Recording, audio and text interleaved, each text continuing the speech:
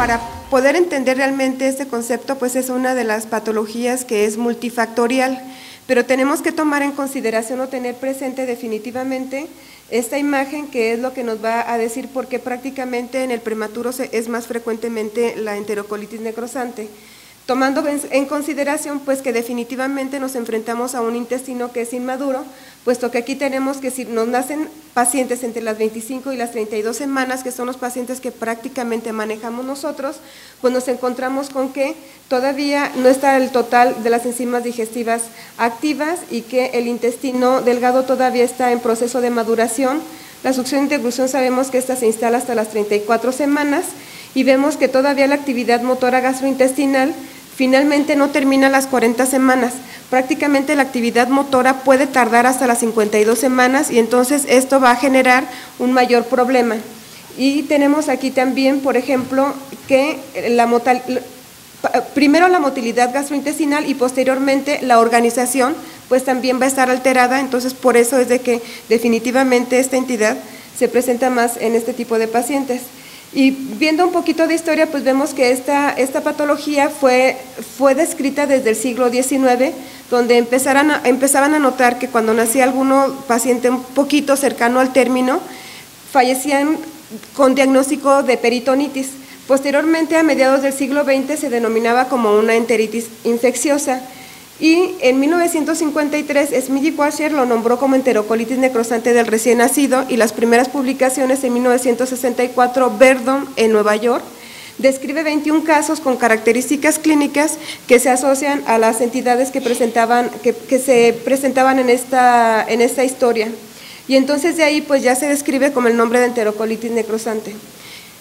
Y pues creemos que esta es la única de las emergencias gastrointestinales urgentes cuando hay un paciente perforado y como definición pues es una enfermedad aguda, inflamatoria, multifactorial, de etiología muy controversial porque todas las etiologías queremos encajarlas y queremos buscar prevenciones, no podemos encontrar una única prevención porque está asociada a varias etiologías, pero que va a afectar frecuentemente el ilium terminal, la parte proximal ascendente del colon. Se puede presentar, como sabemos, la clasificación de Bell en varios grados de severidad, puede afectar cualquier segmento del intestino delgado y también del colon.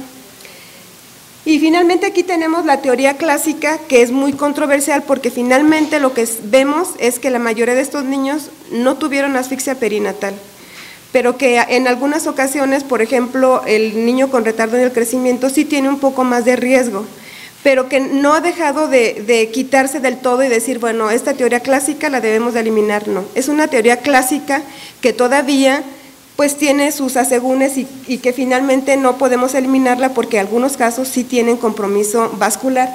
Entonces la teoría clásica es la teoría del trastorno circulatorio, en la cual pues se sugería o se suponía que al momento del nacimiento o que en ese momento la mayoría de estos pacientes cursaba con un periodo hipóxico isquémico que generaba un daño en la mucosa, había un edema, necrosis y a esta mucosa que está dañada sí había un sustrato que es la alimentación porque el 90% de los pacientes está alimentado y más una invasión bacteriana pues podía generar perforación o simple y sencillamente generaba un proceso inflamatorio. Entonces aquí vemos que la teoría clásica pues no correlaciona con los datos epidemiológicos. El 90-95% de los pacientes con enterocolitis son menores a 34 semanas. De hecho, en un trabajo que nosotros tenemos, no son los menores de 1 kilo o no son los menores entre 27 y 28, sino son alrededor entre las 28 y las 32 semanas el grueso de la población que tiene este diagnóstico. Puede ser que quizás porque tenemos menos pacientes menores de 28 semanas, pero este es el grueso de la población en este rango de edad gestacional. Y lo otro es que la mayoría no ha tenido un evento hipóxico y si lo tuviera, de todas maneras, no lo presentan inmediatamente porque 1/4 de los casos de enterocolitis ocurre un mes después de nacidos o ocurre a la semana. No correlaciona exactamente con ese evento hipóxico al momento de la presentación de la enterocolitis. Entonces aquí tenemos pues que ¿a qué nos vamos a enfrentar? Aquí está la teoría multifactorial. Uno, que genera la inmadurez de la mucosa intestinal. porque pues se dice pues que es inversamente proporcional a la edad gestacional, entre más prematuro, más enterocolitis.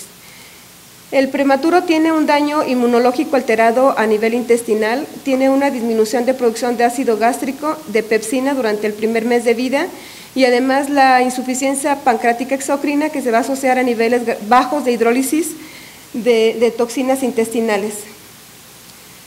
Y ante esto, esta inmadurez, vamos a tener una flora intestinal anormal que puede estar alterada, uno, por el déficit inmunológico que tiene el prematuro y otro, cuando está alimentado por fórmula, porque sabemos bien que cuando un paciente está alimentado con seno materno, esto genera la proliferación de flora no patógena como es el Lactobacillus bifidus. Si damos fórmula, va a haber la proliferación de flora patógena.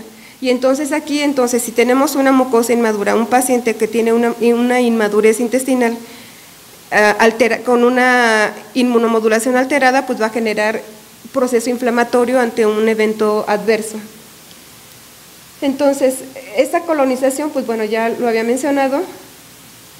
Bueno, el elemento que se encuentra en la leche son una oligofructosa, que es una porción de un carbohidrato no digerible, que es lo que va a favorecer que haya esta proliferación de flora no patógena, y que es la que ahorita aparentemente en algunas fórmulas están tratando de poner. No hay nada probado que esto vaya a reducir realmente la enterocolitis, pero que se presupone que puede favorecer la proliferación de este tipo de bacterias.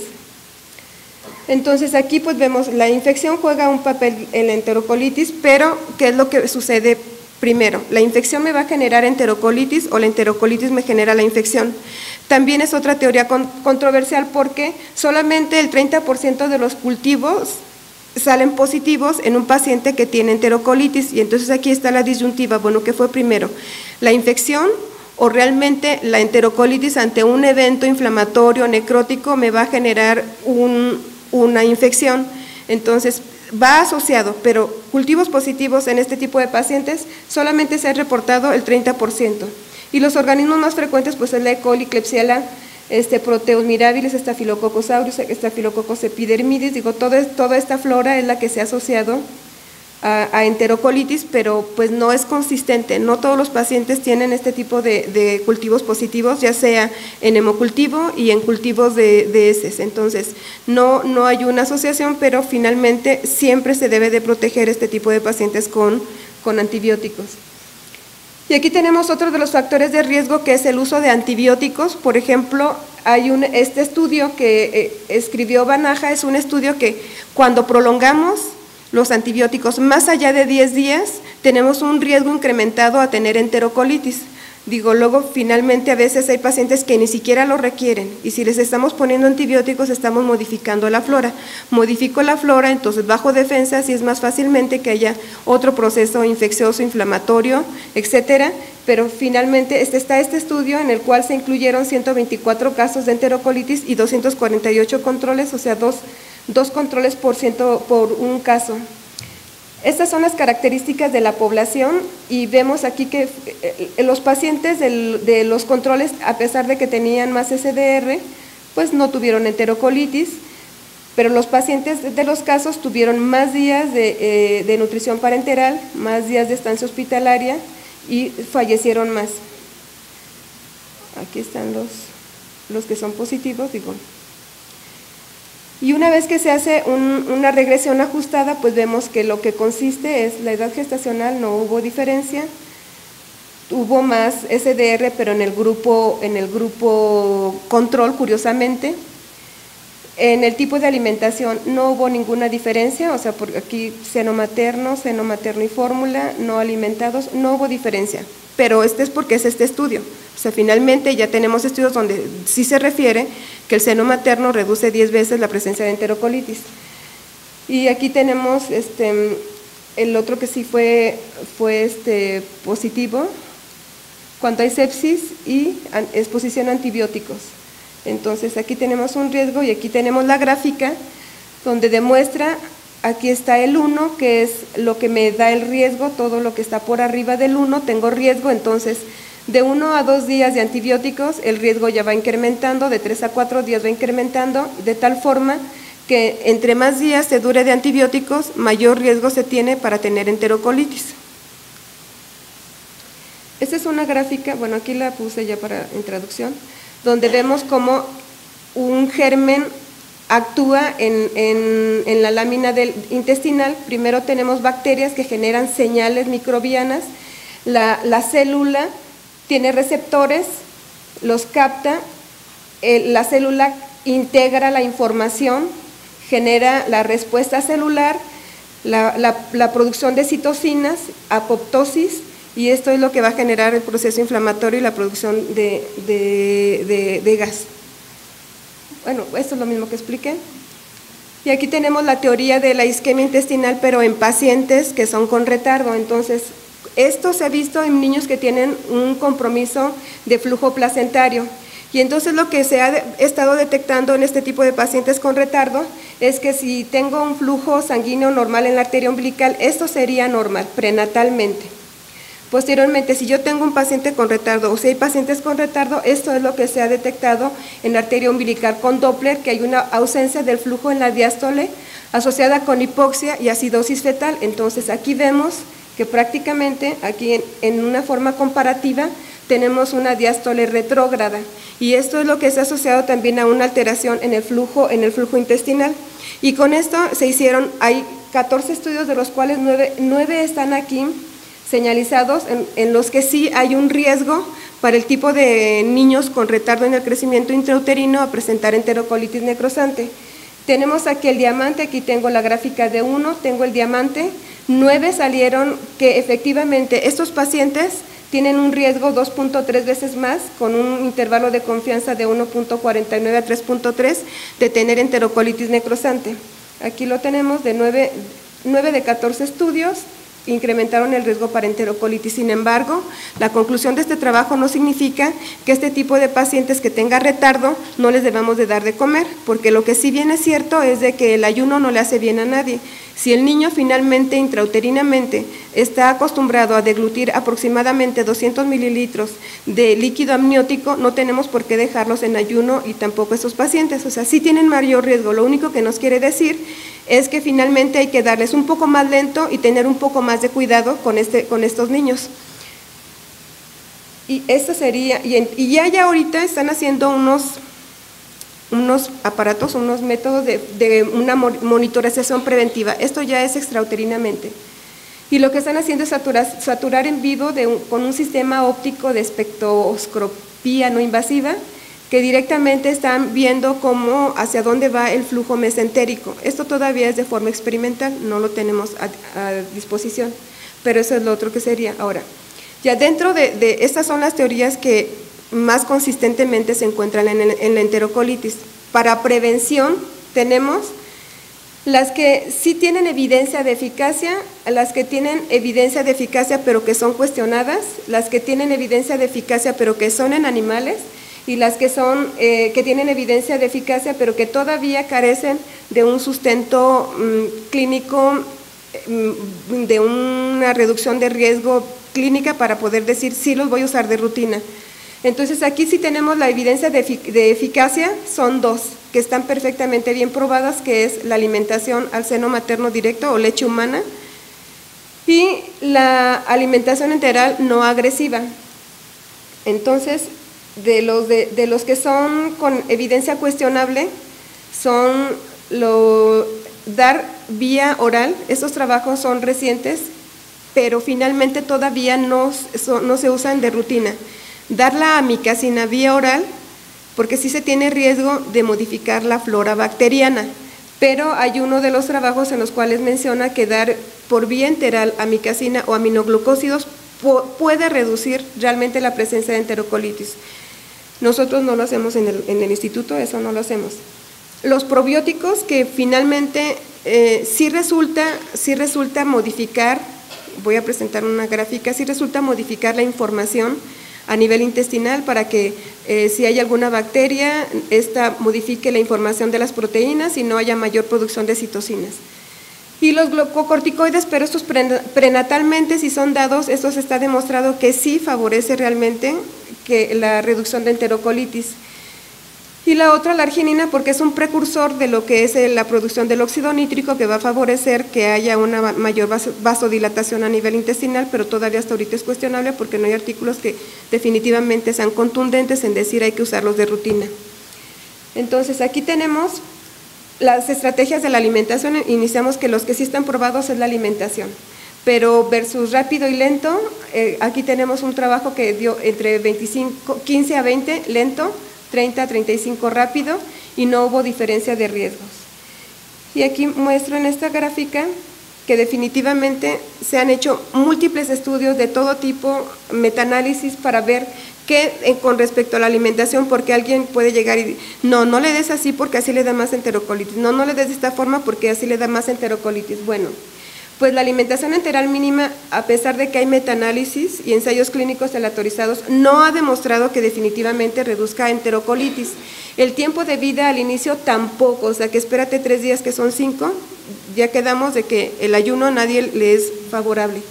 La velocidad de incremento tampoco, la alimentación transpilórica tampoco ni la incrementa ni la disminuye, pero esto es algo que no es fisiológico. La alimentación en bolo o continuo tampoco lo ha demostrado. El catéter presente en la arteria umbilical no ha incrementado que aumente el riesgo.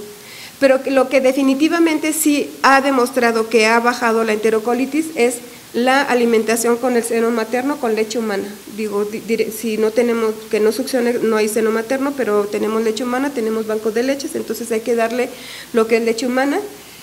Y aquí tenemos, por ejemplo, el efecto benéfico de la leche humana fortificada comparado con fórmula para prematuros. Digo, porque finalmente, pues si le doy pura leche humana se me puede quedar un poco bajo en incremento de peso, pero aquí está bien comprobado que si yo doy leche humana con fortificador, me va a mejorar el paciente, va a haber una diferencia en cuanto a los días de requerimiento de oxígeno, de 19 días en comparación de 33. Reduce la frecuencia de enterocolitis 1 versus 6 y también reduce la necesidad de cirugía. También los cultivos positivos por niño los reduce 0.5 a 1.2, hay una diferencia los de fórmula con los de leche humana. Reduce también la presencia de sepsis tardía, 19 versus 25. Entonces estos son los que son positivos, los que son favorables, y entonces pues la leche humana finalmente es la única que ha demostrado prevenir la enterocolitis. Y aquí los esteroides prenatales es porque si se dan prenatalmente aumenta en el niño la sucrasa yeyunal, aumenta la amilasa salival, la secreción de ácido gástrico, la actividad del pepsinógeno gástrico, la amilasa pancreática, disminuye la translocación bacteriana y aumenta la actividad de la acetilhidrolasa. Entonces, esto si nosotros estamos en contacto con nuestros compañeros obstetras, pues entonces hay que mencionarle que este tipo de pacientes pues hay que administrar esteroides prenatales. Y aquí tenemos la gráfica de cómo los probióticos, esto es de las terapias preventivas, definitivamente tengo el 1, tengo un riesgo reducido en si se administran tempranamente de manera profiláctica para reducir enterocolitis necrosante, y tenemos que reduce el riesgo en 0.35, con un intervalo de confianza de 0.23 a 0.55, no hay riesgo, no rebasa ninguno la unidad, entonces reduce el riesgo de enterocolitis. Y aquí lo malo es de que el número necesario a tratar es que por cada 25 niños yo voy a salvar a un paciente de enterocolitis, pero está esa evidencia probada. Y aquí es porque pues el probiótico finalmente aquí lo que hace es que trata de modular la producción de proteínas, y aquí bloquea la producción de toda la cascada del proceso inflamatorio, y además de que si son bacterias que son buenas, o sea que no son de las patógenas, pues entonces va a mejorar también la colonización a nivel intestinal. Y las otras terapias que todavía no están probadas es la suplementación de factores de crecimiento como hormona de crecimiento, bueno, el prebiótico más bien también. Y aquí tenemos el factor, que hay este trabajo de factor estimulante de colonias de granulocitos a nivel intestinal. Este trabajo es para ver, está muy cargada esta diapositiva, pero es solamente para ver el grupo de estudio con el grupo control. Son comparables, no hay diferencia, todo es por arriba de 0.5, entonces los pacientes eran semejantes en sexo, en edad gestacional, en peso al nacimiento, y entonces lo que ellos encontraron es que cuando agregaron el factor estimulante de colonias a nivel intestinal a la leche materna y su expresión a nivel intestinal, entonces lo que encontraron fue que hubo menos tiempo para completar la vía enteral. Con los pacientes que tenían enterocolitis se resolvió más tempranamente. Los que tenían enterocolitis estadio 1 no avanzaron a un estadio más avanzado, y entonces está este trabajo, pero todavía no hay una conclusión de que se deba de utilizar de una forma de rutina. Entonces aquí tienen, bueno, este factor tiene el papel de desarrollar la integridad del tracto gastrointestinal. Entonces aquí hay, en el trabajo que acabo de presentar, bueno, fueron 8 casos tratados, 10 controles con placebo, y entonces aquí lo que ya había mencionado, no progresó del 2 tampoco al 3, y entonces sí hubo una diferencia, pero como menciono todavía no está para que se utilice de una manera de rutina. El otro es poner también la acetilcolina, reduce la severidad del daño intestinal. Esto es en modelo de ratas, y esto es lo que haría prácticamente. Mejora, bueno, no se ve muy bien la diapositiva. Lo que se ve de verde se va integrando al intestino y reduce el proceso inflamatorio. Entonces aquí como resultados, bueno, tenemos que prácticamente este es el grupo control, el de enterocolitis leve, enterocolitis más acetilcolina, más la colina. Entonces aquí vemos que va a favorecer un incremento en la producción de lo que es la superóxido de dismutasa. Tiene 109, los que tienen enterocolitis 71, incrementa a 108, o sea, favorece la producción de este tipo de enzimas. Reduce también la producción de la, ¿cómo se llama este?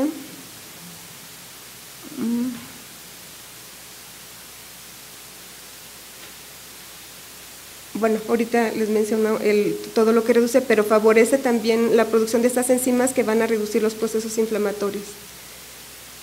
Entonces, el factor de crecimiento va a proteger el intestino de la enterocolitis, y también el otro trabajo que hay es la administración sistémica de células madre. Puede ser una administración sistémica, puede ser de células de cordón, puede ser de células óseas, y de las dos aparentemente puede generar también las células, se van a incorporar. Aquí viene la imagen, pero también no se ve muy bien. Se aplican las células madre y se van incorporando al intestino, y de esta forma van a reducir el proceso inflamatorio. Todo lo verde es lo que se considera como que la célula madre se va incorporando. Y hasta aquí son los últimos manejos que hay para reducir la enterocolitis.